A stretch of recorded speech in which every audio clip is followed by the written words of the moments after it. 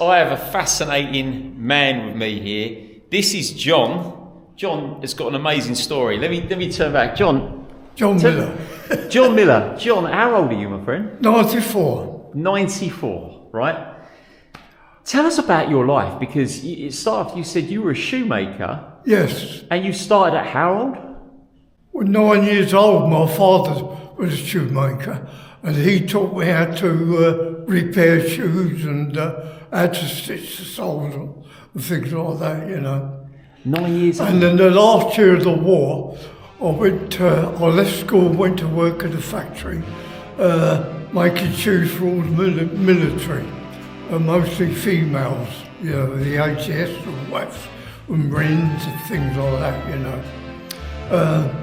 But when I left school, I went into the factory making that, and then I went to work in the college as a senior lecturer. Right. And Jimmy Choo was one of my students. And hang on a minute. Jimmy Choo, the famous shoemaker, yes, was one of your students. Yes. You taught Jimmy Choo. He came. Yes, I did. Yes, he came over with his brother. Right. And he asked me if I could give him a job, but because I was manager of the factory for Marks and Spencer's. Yeah. And he said to me, "Can you give me a job?" Him and his brother. I said, "No, but I can give you outdoor work," which I did. Yeah. And then I found out afterwards I was paying him, but he was taking some of the money instead of giving it all to the women, you know. Oh, really? Yeah. But anyway, he built himself up.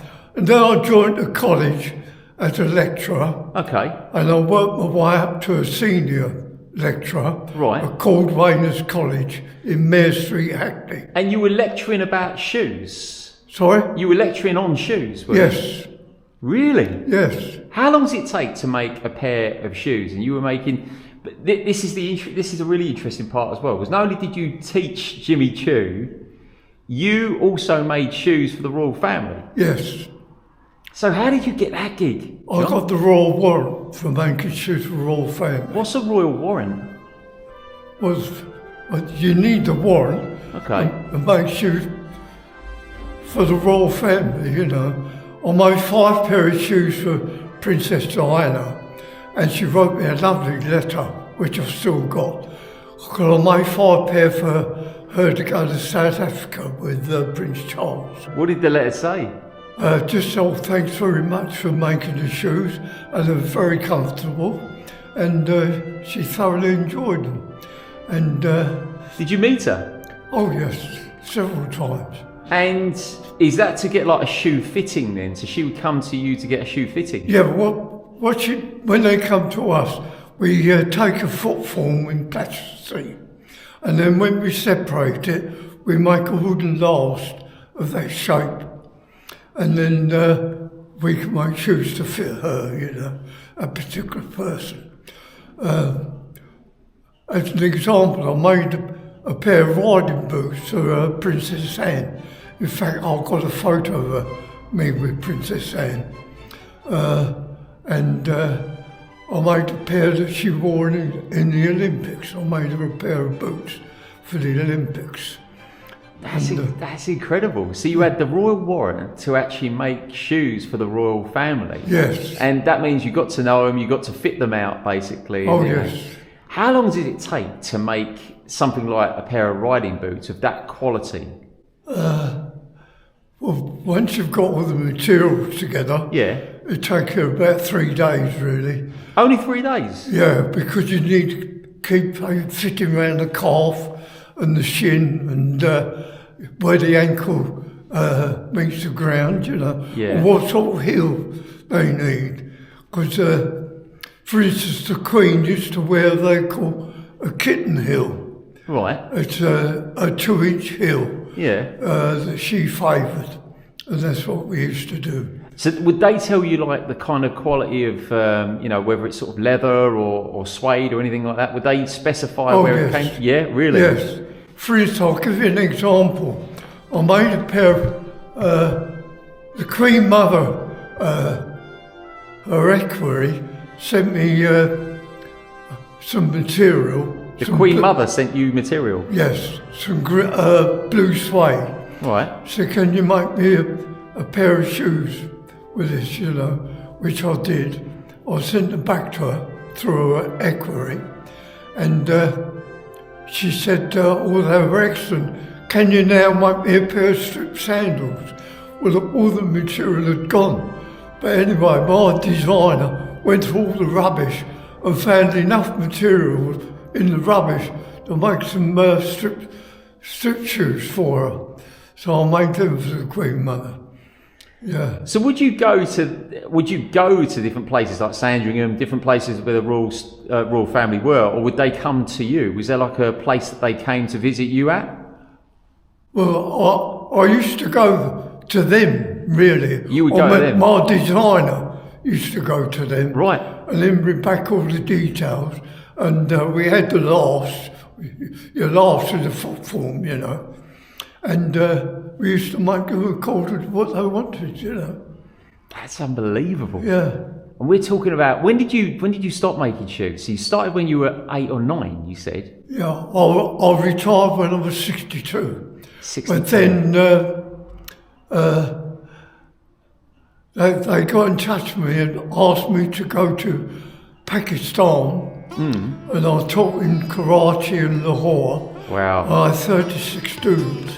And their Prime Minister, Mrs. Bhutto, she used to come and sit in my lectures in Karachi and Lahore. And I sort of built up for it. And then I went to New York and I lectured in 7th Avenue in New York, right. the Fashion House in New York. And I did it there. And I just sort of carried on from there, really. But what I'm doing now is I give talks on shoemaking. I still do it. And I've got all the bits and pieces that I've saved, so I lay them all out. And when I give a talk, though, people come and examine all the bits that I've got, you know. Oh, really? Yeah. So you still give talk? You hopefully get paid for this, the talks? No, I don't, no. Oh, you just do it for free? Oh, yeah. Was it, as a shoemaker, obviously you had the Royal Warrant, was that lucrative as a career for you? Because that's got to be a passion, isn't it? Doing that? Well, I was manager of the H.M. Rains. You used to have the... H.M. Rains? H.M. Rain, R-A-Y-N-E. Okay. And they had the warrant for making shoes. And I was the manager there. And I used to make shoes for all the royal family. How about yourself? Did you make shoes for yourself as well? No. You didn't? No. Why not? I used to go to Northampton and there was a company there, it was called W.A. Johns, and they used to make shoes for me. I used to take students there to tour the factory. So that's a labour of love. That's a passion. If you're making, it's got to be, isn't it? Yeah, I love it. It's my life. Would you say, because obviously you're 94, I mean, you're amazing for 94. I saw you dancing up earlier. Yeah. That's so cool. Is that part of the secret to life? You've had all these years of knowledge now. Yes. Is it having a passion? What would you say it is? I would say I enjoyed my life. Yeah. I enjoyed what I was doing. It was part of me, and I still enjoy it. Who else would you be involved in other sort of famous people's shoe wear as well, outside the royals? Yes, Dame Barbara Cartland. Have you heard of Barbara Cartland? Yeah. She sent me some material that she wanted 3 pairs of shoes made for a special occasion. Well, I had a machine that could tell me whether it was plastic, like a polyurethane, or whether it was real leather. And I phoned her and said, well, what you sent me is polyurethane. Rubbish, she said, that's pure leather. She said, it came from the manuals. I said, I don't care where it came from. It's plastic. I'll make the shoes, but it's up to you whether you wear them or not.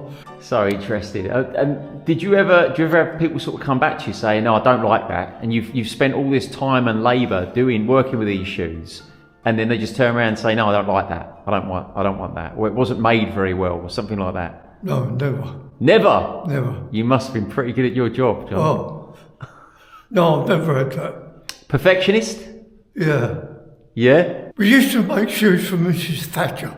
Yeah? And I always made 2 pair. And it was all in black patent. When you see Mrs. Thatcher, she's always wearing a black patent handbag or shoes or whatever.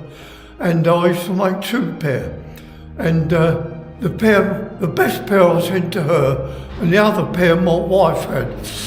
She took the same size. Really? So she was wearing them before Mrs. Thatcher. That's brilliant. Did you meet Margaret Thatcher? Oh yeah. What was she like? Very nice. Interesting, because they called her the Iron Lady. Yeah. Supposed to be very tough. No, I found her very affable. Really? And she loved talking about shoes. Of course she did. So we used to get on very well did. together, yeah. Was it all female shoes you made, or did you make male shoes as well? I used to make all female. All female shoes? Yeah. And there was a place in Northampton, John's, W.A. John's, and they used to make all the men's footwear. Whenever I took students there, they'd always give me a pair free of charge. Oh, really? Yeah. You would think, I don't know about everyone else, you would think this gentleman makes shoes, he would make sure that he had the best quality shoes known to man. Yeah. Did you? Have you got like a wardrobe of shoes, like incredible shoes? No. You haven't? No. So was it like a passion then for you working and serving other people more than yourself? Yes. It was? Yes. So the buzz really was about that? Yeah. That's interesting. Is that what you like generally as a person then? Yeah. Ah, that's interesting. I just love making shoes and talking about them, you know. As I say, I still do talk on them, you know. Do you know, I love that because I think in life, if you haven't got a passion, if you haven't got something that lights you up inside, I think you're a bit lost. Yeah, I think you're very lost. Yeah. There has to be something inside you that magnetises you towards some aspect of life that you're passionate about. Otherwise, you are lost, aren't you? But you never had that because, I mean, in a way, it's lucky because your dad, it was like part of a lineage. He taught you. Yeah. And it sort of went on through the family. Do you have kids? Have you had kids? Did your kids sort of take this on as well? Oh, 2 boys. 2 boys. And did they continue with the shoemaking? No. One owns property. Yeah. He got several flats. And the other one works for British Rail. Oh, really? Yeah. So I didn't follow in my footsteps. It sounds like you've had an incredible life as well up to this point. A lot more to go as well by the looks of it. I've met so many people of various different ages, but I couldn't believe the way you were dancing up there. Do you do exercise or anything like that? I do exercise every morning in bed. As soon as I wake up, I do exercising on the bed. Do you? Yeah. So you keep yourself, how about your mind? How do you keep that active? I go out on the buses, I go to various places, on my bus pass, you know. I go out almost every day, really. You're getting out, you're keeping your mind busy, you're doing talks, you're socialising. Mate, I think you're an absolute legend, to be honest with you. It's been really fabulous to meet you and talk to you about this stuff as well. But I think you're such an inspiration, which is why I wanted to have a chat with you about this stuff. And incredible for anyone as well. If I'm as active as you and aware as you at 94, mate, I'll be lucky, I'll tell you that. But I'm going to let you go. But it's been absolutely splendid talking to you, my friend. Thanks very much. Take care and have a safe journey back.